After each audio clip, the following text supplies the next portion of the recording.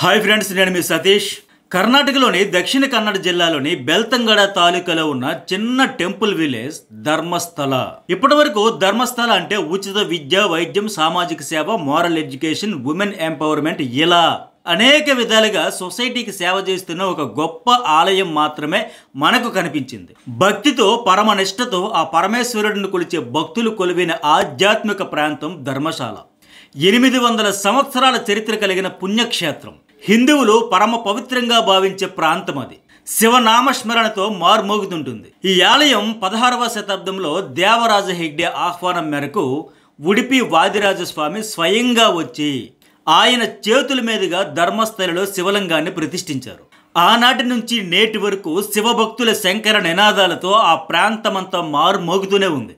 21 తరాలుగా హెగ్డే కుటుంబ సభ్యులే ఈ ఆలయానికి ధర్మకర్తలుగా ఉంటూ వారి కనుసన్నల్లోనే పూజల దగ్గర నుంచి సేవా కార్యక్రమాల వరకు అన్నీ జరుగుతున్నాయి ఇక్కడ. అలాంటి గొప్ప చరిత్ర కలిగిన మహాపుణ్యక్షేత్రం ధర్మస్థలికి రక్తపు మరకలు అంటాయి. ఇప్పుడు ఇది నిజంగా బాధాకరమే, కానీ వాస్తవాలు ఏంటనేది ఖచ్చితంగా వెలికి తీయాల్సిందే. ఎందుకంటే ఒకరు కాదు, ఇద్దరు కాదు, 100 మందిని నా చేతులతో నేను పూడ్చిపెట్టాను, పెట్రోల్ పోసి తగలబెట్టాను. కనీసం వారి మరణానికి కూడా గౌరవం ఇవ్వకుండా, అత్యంత కిరాతకంగా కర్మకాండలు కూడా చేయకుండా మట్టిలో కలిపేశాను. నాకు ఇష్టం లేకపోయినా కొందరు దుర్మార్గులు నన్ను భయపెట్టి కొట్టి వాళ్ళు చెప్పినట్టు చేయకపోతే నా కుటుంబాన్ని అంతం చేసేస్తామంటూ ఎదిరించి ఒత్తిడి చేసి తప్పనిసరి పరిస్థితుల్లోకి నన్ను నెట్టేసి నాతో ఆ అకృత్యాలన్నింటినీ చేయించారు. వాళ్ళ చేతుల్లో చనిపోయిన వాళ్ళలో చిన్న బాలికల నుంచి అమ్మాయిలు, మహిళల వరకు 100 మంది ఉన్నారు. వాళ్ళను అత్యంత కిరాతకంగా మానభంగం చేసి హతమార్చారు. ఆ రాక్షసులు ఎవరు, నాడు దారుణాలను ఎలా చేశారు, ఎందుకు చేశారు అనే అన్ని వివరాలు నాకు తెలుసు. కానీ నాకు, నా కుటుంబానికి భద్రత కల్పిస్తే, ప్రాణహాని ఉండదని భరోసా ఇస్తే ఆ రాక్షసుల గురించి బయటి ప్రపంచానికి చెబుతా అంటూ ధర్మస్థలిలో పారిశుద్ధ్య కార్మికుడిగా పనిచేసిన ఒక వ్యక్తి లేఖను విడుదల చేశాడు. ఆ లేఖ ఇప్పుడు పెను సంచలనాలకు కేర్ ఆఫ్ అడ్రస్ గా మారింది. ఎందుకంటే అతడు చెబుతున్నది మామూలు చిన్న విషయం కాదు. 100 మంది మహిళలను అత్యంత పాశవికంగా చంపారు, తన చేతుల మీదుగా ఖననం చేయించారని అతను ఊరికే చెప్పడు. ఖచ్చితంగా ధర్మస్థలి చరిత్రలో నేత్రావతి నదీ తీరంలోని భూగర్భంలో మనకు తెలియని ఏదో నిగూఢ రహస్యం ఉంది అన్నది వాస్తవం. నేను వాస్తవం అని ఎందుకు ఇంత ఖచ్చితంగా చెబుతున్నానో మీకు ఈ వీడియోలో క్లియర్గా వివరిస్తా. ధర్మస్థలికి సంబంధించిన రక్తపు చారలకు స్పష్టమైన చారిత్రక ఆధారాలు ఉన్నాయి. అవేంటో నేను చెప్పే ముందు అందరికీ ఒక చిన్న రిక్వెస్ట్ ఏంటంటే, ప్రతిరోజు నేను పక్కగా రీసెర్చ్ చేసి మరీ మన చుట్టూ జరిగే కాంటెంపరీ ఇష్యూస్ పై డైలీ వీడియోస్ చేస్తున్నాను. మీకు నా వీడియోలో డెప్త్ అనాలిసిస్ ఉంది అనిపిస్తే ఒక లైక్ కొట్టండి. అప్పుడే ఈ వీడియోలు మీతో పాటు ఎక్కువ మందికి రీచ్ అవుతాయి. పిచ్చి కామెంట్స్ ఇవ్వకుండా సమాజంపై చాలా బాధ్యతతో చేసే వీడియోకు ఎక్కువ రీచ్ వస్తే వాస్తవాలు ఎక్కువ మందికి తెలుస్తాయి అనేది నా లక్ష్యం. అంతుబట్టన మిస్టరీలు వెనుకున్న అసలు కథలను మీ ముందుకు పట్టుమని 10 నిమిషాల్లో రోజు తెస్తాను. మీరు ఖచ్చితంగా ఒక మంచి వీడియో చూసామనే సాటిస్ఫాక్షన్ అయితే పొందుతారు. సో ఫస్ట్ టైం చూసే వాళ్ళు సబ్స్క్రైబ్ చేసుకోండి, అట్లాగే లైక్, మెసేజ్ కూడా చేయడం అయితే మర్చిపోకండి. ధర్మస్థలిలో గతంలో అసలు ఏం జరిగింది, ఇప్పుడేం జరుగుతుంది, రేపేం జరగబోతోంది అనేది ఈ వీడియోలో మీకు సుత్తి లేకుండా సూటిగా ఎక్స్ప్లెయిన్ చేస్తాను. పార్ట్ 1, ధర్మస్థలిలో ఇప్పుడేం జరుగుతోంది అనేది వివరిస్తాను. ధర్మస్థలిలో గతంలో పనిచేసిన పారిశుద్ధ్య కార్మికుడు ఒకరు జూలై 4న ఒక పెద్ద లేఖను విడుదల చేశాడు. అంటే సరిగ్గా 16 రోజుల కిందట అన్నమాట. ధర్మస్థలిలో కొన్ని 100 మంది మహిళలను చంపేశారు, తనతో వాళ్ళందరినీ ఖననం చేయించారు అన్నది ఆ లేఖ సారాంశం. ఆ తర్వాత 2 లాయర్ల ద్వారా నేరుగా ఆయన పోలీసుల వద్దకు వచ్చి లొంగిపోయాడు. తనకు తన వాళ్లకు రక్షణ కల్పిస్తే ఈ దారుణాలు చేసిన వాళ్ళు ఎవరో చెప్పడమే కాదు, ఆ శవాలు ఎక్కడున్నాయో నాకు తెలుసు కనుక అవన్నీ తవ్వి తీయచ్చు, నేను అన్నీ చూపిస్తా అని ఆ లెటర్లో క్లియర్గా రాశాడు. ఇక్కడ నేనేమంటానంటే, ఆయన చెప్పినట్టుగా ఆయన చెప్పిన చోట తవ్వి తీస్తే శవాలతో పాటు నిజాలు కూడా బయటపడతాయి కదా. ఇక ఇక్కడ నుంచి ధర్మస్థలలో అగ్గి రాజుకుంది. ఆయన క్షమించరాని పాపం చేశాను అనే పశ్చాత్తాపంతో ఆ లెటర్ రాశాడు. తాను క్షమించరాని పాపం చేశాను, 20 ఏళ్ల పాటు 100 మృతదేహాలను నా చేతులతో పూడ్చడంతో ఆ అపరాధ భావం నన్ను నిలకడగా ఉండనివ్వడం లేదు. మైనర్ బాలికలు, మహిళలను అన్యాయంగా చంపేశారు. 1995 నుంచి 2014 వరకు అంటే 19 ఏళ్ల పాటు యథేచ్ఛగా ఈ మారణ హోమం జరిగిపోయింది. నేను 1998లోనే ఒకసారి పోలీసులకు ఈ విషయం చెప్పాను. దీంతో వాళ్ళు నన్నే చావగొట్టారు, చంపేస్తామని బెదిరించారు. దీంతో మళ్ళీ వచ్చి ఈ శవాల పూడ్చివేతను మొదలెట్టానంటూ ఆ పారిశుద్ధ్య కార్మికుడు బయటపెట్టాడు. చివరికి ఈ పాపాల భారం నేను మోయలేక 2014లో ధర్మస్థల నుంచి పారిపోయాను. అప్పటి నుంచి వాళ్ళకి దొరకకుండా తప్పించుకు తిరుగుతున్నాను అని ఆ కార్మికుడు నాటి దారుణాలను కళ్ళకు కట్టినట్టు వివరిస్తున్నాడు. ఈ కార్మికుడు లేఖలో చెప్పిన వివరాల్లో వాస్తవం ఎంత అనేది అనుమానించే ముందు అసలు ఇంతమంది మిస్ అయిపోతే వాళ్లకు సంబంధించిన వాళ్ళు ఖచ్చితంగా పోలీసులకు ఫిర్యాదు చేస్తారు కదా. అలా ఎవరైనా చేశారా అనేది మనం వెరిఫై చేయాలి. అందుకే ధర్మస్థలిలో గతంలో ఏం జరిగింది అనేది ఇప్పుడు మీకు తెలియాలి.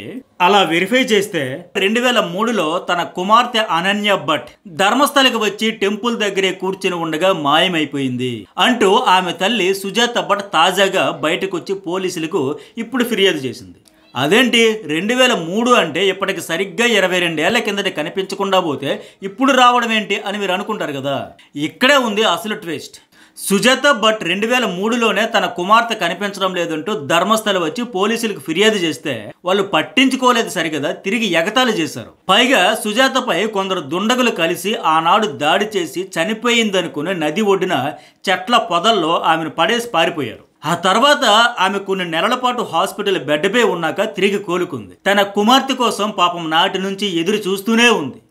బట్ ఆమె బాధ అరణ్య రోదన అయింది తప్ప ఎవ్వరూ పట్టించుకోలేదు. నాకు తెలిసి పోలీసులు అలా ఎగతాళి చేసి పట్టించుకోకుండా ఉండడానికి, అలాగే ఎవరో దుండగులు సుజాతను చంపడానికి ప్రయత్నించడానికి 2 కారణాలు ఉన్నాయి. ఒకటోది అనన్య మిస్సింగ్ వెనుక ఎవరో పెద్దలు ఉండడం, వాళ్ళని కాపాడాలని నాటి పాలకులు ప్రయత్నించడం.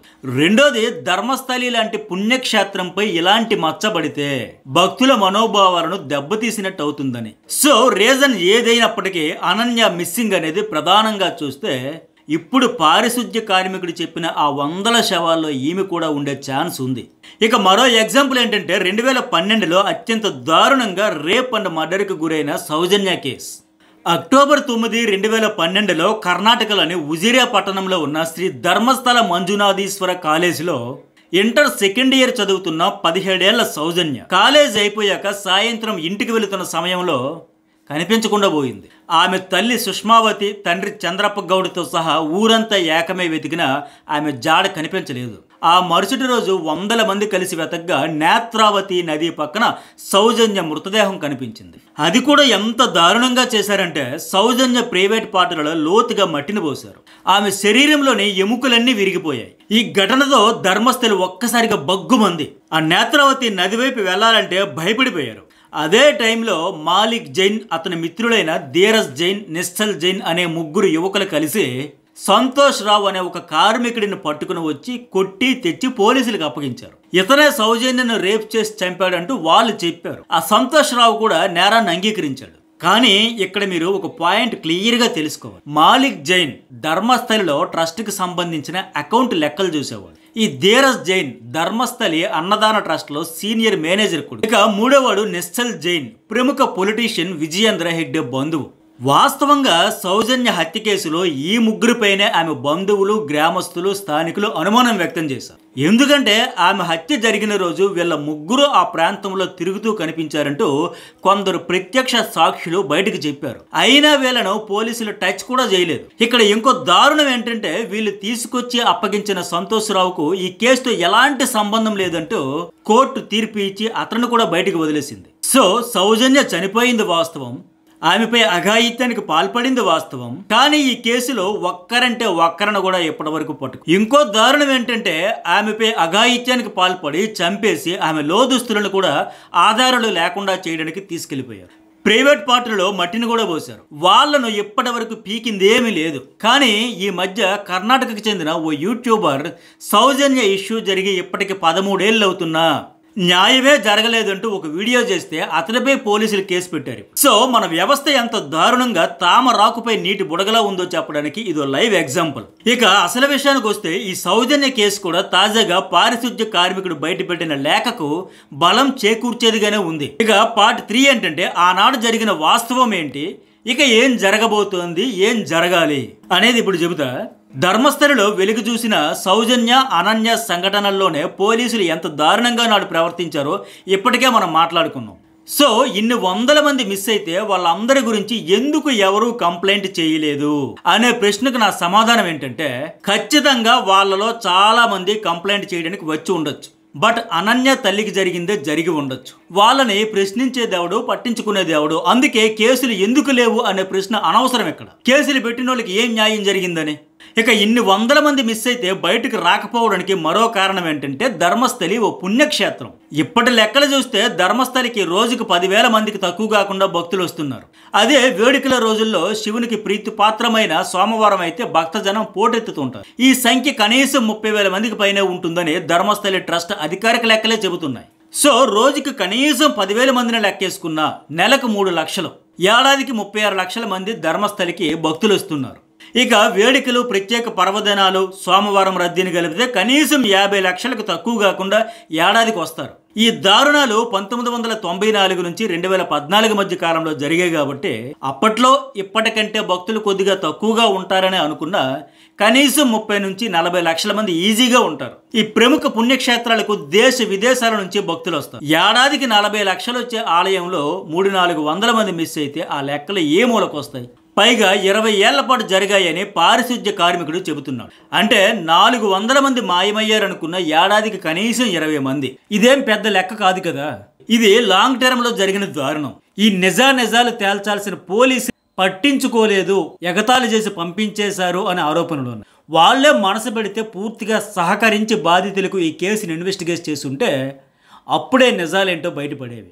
అది కూడా ఎవరో పవర్ఫుల్ వ్యక్తుల ప్రమేయం ఉందంటే ఇంక చెప్పేదేముంది. సో ఇవన్నీ ఇప్పటి వరకు ఆ కార్మికుడు చెప్పిన లేఖ ఆధారంగా గతంలో వెలుగు చూస్తున్న 2 ఉదంతాల ఆధారంతో మనము వేస్తున్న అంచనాలు మాత్రమే. దీనిలో వాస్తవం ఎంత అనేది తెలియాలంటే ఖచ్చితంగా నాటి పాలకుల్లా నేటి పాలకులు, పోలీసులు అస్సలు ఉండకూడదు. న్యాయస్థానం అనుమతి తీసుకునైనా ఖచ్చితంగా భూమిలో పాతేసిన ప్రతి ఒక్క రహస్యాన్ని బయటకు తవ్వి తీయాలి. కార్మికుడి కుటుంబానికి, అతనికి రక్షణ కల్పిస్తూనే అతని ద్వారానే సెర్చ్ ఆపరేషన్ ఆరంభించాలి. నేత్రావతి నదిలో ప్రవహించింది నీరేనా లేక కన్నీరు, నెత్తురు కూడా ప్రవహించాయా అనేది తేల్చాల్సిందే.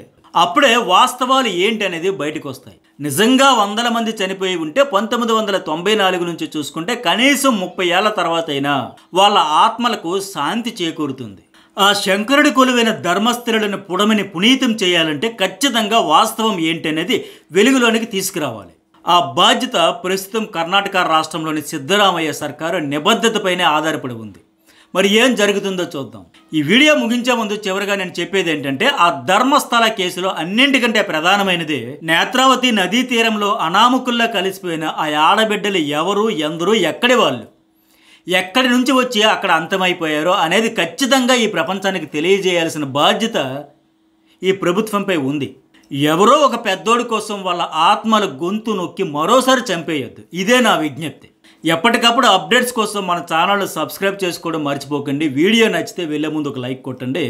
అట్లాగే ఇప్పటికే కడప గండికోటలో మైనర్ మిస్సింగ్పై ఎందుకు పోలీసులు కేసుని తేల్చలేకపోతున్నారన్నది వీడియో అప్లోడ్ చేస్తా, చూడని వాళ్ళు చూడండి. అట్లాగే వినూత రాయుడు కేసులో అసలు ఏం జరిగింది అనేది ఒక వీడియో కూడా పబ్లిష్ చేసి అది చూడండి. అలాగే యమన్ దేశంలో మరణశిక్ష పడిన నిమిషా ప్రియను ఒక 5గురు కాపాడారు. కానీ వాళ్ళకి ఇప్పుడు చనిపోయిన తలాల్ అబ్దుల్ బ్రదర్, మీ 5గురు కాపాడితే నేను ఊరుకుంటానా, నా తమ్ముడిని చంపిన వాళ్ళని వదిలేస్తానా, నో వే, ఆమెకు మరణశిక్ష పడాల్సిందే అనే స్టేట్మెంట్ పాస్ చేశాడు. ఆ వీడియో కూడా ఆ 5గురు ఎవరు ఆమెను కాపాడారు, ఇలాంటి అనేక కాంటెంపరీ ఇష్యూస్పై రెగ్యులర్గా మన ఛానల్లో వీడియోలు అప్లోడ్ అయితే ఉంటాయి కనుక ఫస్ట్ టైం చూస్తే వాళ్ళు సబ్స్క్రైబ్ చేసుకోండి. అలాగే ఈ వీడియోలు చూడని వాళ్ళు చూడండి.